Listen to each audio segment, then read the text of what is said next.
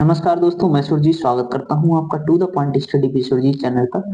और UPPCS mains answer writing हमने आज से स्टार्ट की है। ये हमारी आंसर राइटिंग का फर्स्ट क्वेश्चन है। जीएस पेपर थर्ड और जीएस पेपर वन से भी आप जो है इसको लिंक कर सकते हैं। ये क्वेश्चन जो है ये इसमें मतलब इस क्वेश्चन को आप विद इन टाइम और वर्ड लिमिट में मैंने कोशिश की है कवर करने की। तो देखिए, एक बात मैं आपको बता देता हूँ, जिसके भी कट ऑफ की बहुत डिस्कशन हो चुका है कट ऑफ पे। तो जिसको भी ये लग रहा है कि हम पीसीएस की कट ऑफ में आ रहे हैं, चाहे वो एकदम बॉर्डर लाइन पे है, वो भी आंसर राइटिंग तो कर सकते हैं अभी, क्योंकि पीसीएस प्री 2025 में अभी अच्छा खासा टाइम है। तो उसकी वजह से आप जो है अपना टाइम वेस्ट मत कीजिए। और पीसीएस मेंस के लिए हमारा ये पहला क्वेश्चन है, इसको हम देख लेते हैं। तो आप अपने विचार भी साझा कर सकते हैं कमेंट बॉक्स में, मतलब कुछ कमी अगर आपको आंसर मिला तो रही है, क्योंकि मैं भी प्रयास कर रहा हूँ लिखने का। और अगर आपको लग रहा है कि हाँ, इसमें ये चीज ऐड हो सकती है, ये डाटा ऐड हो सकता है, तो आप कमेंट बॉक्स में जरूर बताइए। और अगर आप भी आंसर राइटिंग करते हैं तो हम लोगों का प्रयास ये रहेगा कि मतलब डेली 2 या 3 क्वेश्चन हम जो है आंसर राइटिंग करके अभी डालें, जब तक रिजल्ट नहीं आता तब तक। और रिजल्ट आने के बाद हम जो है रेगुलर आंसर राइटिंग अच्छी तरीके से करेंगे। तब हम टेलीग्राम एक ग्रुप भी बनाएंगे, जिसमें आप लोग अपने आंसर राइटिंग करके एक ग्रुप में जो है अपने आंसर्स फोटो क्लिक करके सेंड कर दिया कीजिए उसको। और भी स्टूडेंट जो ऐड रहेंगे वो रिव्यू किया करेंगे, ठीक है। तो हम अपना क्वेश्चन देखते हैं। हमारा पहला क्वेश्चन है ये, हिमालय क्षेत्र और प्रायद्वीपीय भारत में भूस्खलन के कारणों में क्या अंतर है। तो जो हिमालय क्षेत्र है और प्रायद्वीपीय भारत है, इसमें भूस्खलन के कारणों में क्या अंतर है। तो देखो, सबसे पहले आंसर राइटिंग का मैं फॉर्मेट आपको समझा दूं। सबसे पहले हमें एक परिचय देना होता है। वो परिचय ऐसा होता है जो हमारे आगे आने वाले मतलब जो हम आंसर मुख्य मतलब मुख्य पैराग्राफ में जो हम लिखने वाले हैं और क्या कंक्लूड करने वाले हैं, उसको पूरा समाहित करते हुए जो है परिचय बताता है हमारा। वो परिचय ऐसा होना चाहिए जिसमें रिदम हो, मतलब ऐसा ना हो कि परिचय बहुत रूखा सा लगे। अगर ऐसा कोई फैक्चुअल है तो कोई डेटा से आप स्टार्ट कर सकते हैं आंसर लिखना। या फिर अगर कोई कॉन्सेप्चुअल क्वेश्चन है तो आप जो है किसी उसकी डेफिनेशन देते हुए, उसको एक्सप्लेन करते हुए आप स्टार्ट कर सकते हैं। और बीच में जब जो आप मतलब इस क्वेश्चन की क्या डिमांड हो सकती है मैं आपको बता रहा हूँ। जैसे हिमालय क्षेत्र और प्रायद्वीपीय भारत में भूस्खलन के कारणों में क्या अंतर है, ये बताना है। तो इसमें हम भूस्खलन किसे कहते हैं ये बता देंगे, और कुछ संबंधित डेटा अगर है भूस्खलन से संबंधित वो दे देंगे। उसके बाद हम हिमालय क्षेत्र और प्रायद्वीपीय भारत, ये मुख्य पैराग्राफ में हम लिखेंगे। बीच वाले पार्ट में हिमालय क्षेत्र और प्रायद्वीपीय भारत जो है, इसमें भूस्खलन के कारण क्या क्या है, मानव जनित है और प्राकृतिक है, उन सबको मेंशन करेंगे। और लास्ट में हम जो है ये भी बताएंगे कि क्या इससे जो है सुझाव हम आगे दे सकते हैं। एक पॉजिटिव कंक्लूजन के साथ जो है इस क्वेश्चन का एंड करेंगे। और साथ में कोई मैप वगैरह बनाना चाहें ज्योग्राफी और हिस्ट्री में, तो बहुत ही शानदार तरीके से जो है आप मैप बना सकते हैं।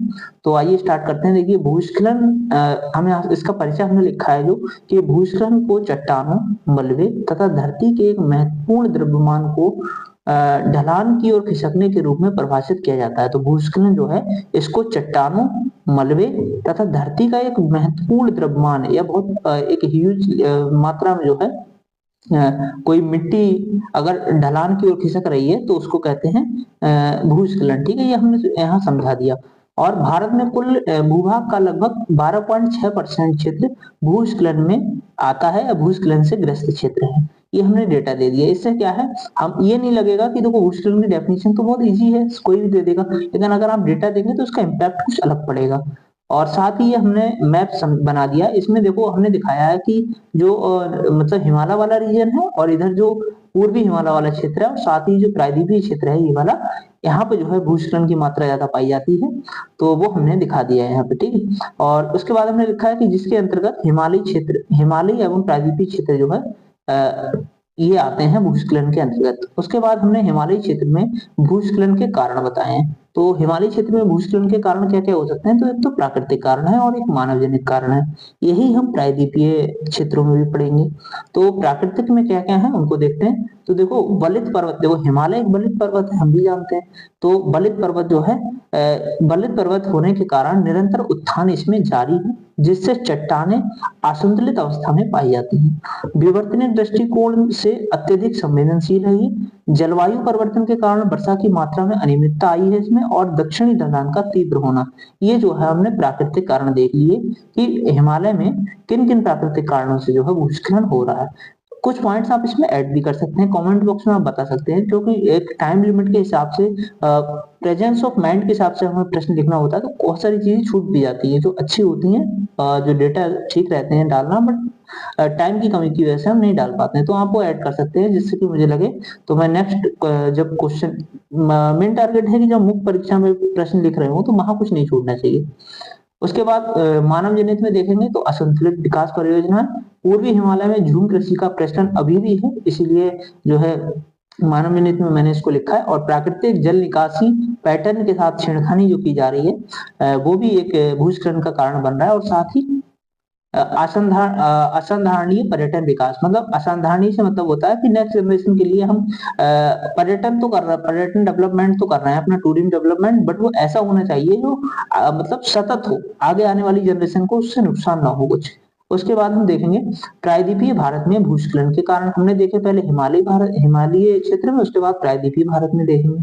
अब देखो इसमें प्राकृतिक और मानव जनित इसमें भी हमने लिखे हैं, तो इसमें क्या क्या आते हैं कि दक्षिण पश्चिम मानसून की अरब शाखा से, जो अरब सागर वाली शाखा है, इससे पश्चिमी घाट पर तीव्र वर्षा होती है जिससे भूस्खलन होता है। हमने केरल में कितना बड़ा लैंडस्लाइड देखा, ठीक है। पश्चिमी ढाल का अति तीव्र होना, देखो पश्चिमी ढाल बहुत ज्यादा तीव्र है, इसीलिए भी लैंडस्लाइड होता है। और वर्षा की मात्रा में अनियमितता, ये यहाँ भी आई है, जलवायु में जब परिवर्तन होता है तो वर्षा की मात्रा में अनियमितता आती है, ये आप इसमें भी लिख सकते हैं। उसके बाद मानव जनित में देखो यहाँ पे खनन उद्योग बहुत तेजी से बढ़ा है, और जल विद्युत परियोजनाएं यहाँ पे बहुत तेजी से स्थापित की गई हैं, मानव अधिवासों का प्रसार भी जो है यहाँ पे हुआ है, और निर्वनीकरण यहाँ पे जो है हो रहा है, ठीक है। हमने यहाँ पे देखो मानव जनित में ये चीजें देखी थी, शायद ये पॉइंट मैंने आपको समझा दिया था, जो असाधारणीय पर्यटन विकास है इसको। उसके बाद हमने प्रायद्वीपीय भारत में भूस्खलन के कारण देख लिए।